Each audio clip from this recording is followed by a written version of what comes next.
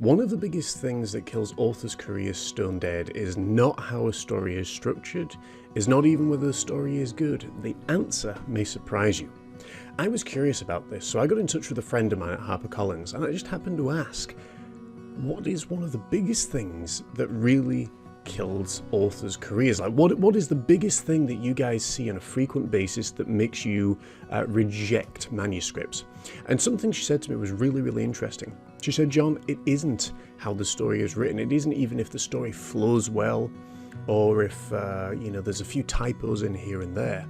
She said one of the biggest things is punctuation. Knowing how to use speech marks, knowing how to use quotation marks and where they go, knowing how to use full stops or commas. Now, I've been there, okay? When I left high school, I was absolutely just appalling with writing and knowing how to do grammar. It just didn't get in my head. But I decided if I was going to ever be taken serious as an author, as a speaker, as a communicator, I needed to learn grammar. There's a YouTube site called, I think it's Spark Creative, and they are phenomenal in breaking down how to use grammar, how to use punctuation, how to use quotation marks, how to use commas. You know, if you don't take anything else away from their entire lessons, I almost guarantee you're going to take away one or two really important things which are really going to help your structuring of your writing.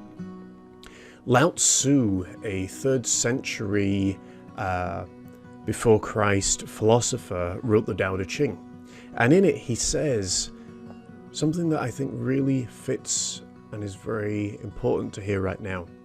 He said, people often fail just before they're about to succeed, so pay as much attention in the end as you do in the beginning.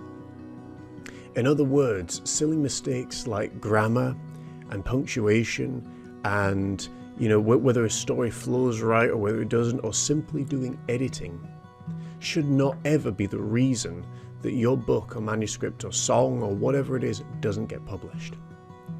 You owe it to yourself. You owe it to the work. You owe it to the characters that have come to you for life to make sure the work is done and done properly. And nowadays, if you're using the Microsoft Word package, you actually have a thing called Read Aloud, which I find brilliant. If you're someone that suffers with dyspraxia or dyslexia, well, that doesn't need to be a limitation, or even amaurosis, and I suffer with all three, because what it means is that you can have the text read aloud to you, and you can hear whether or not there should be a comma here or there should be a comma there, if this is working properly, if this isn't, and there are no excuses anymore for poor grammar. So remember, pay as much attention in the end of things as you do in the beginning, and don't be one of the failures. Click like, share, and subscribe.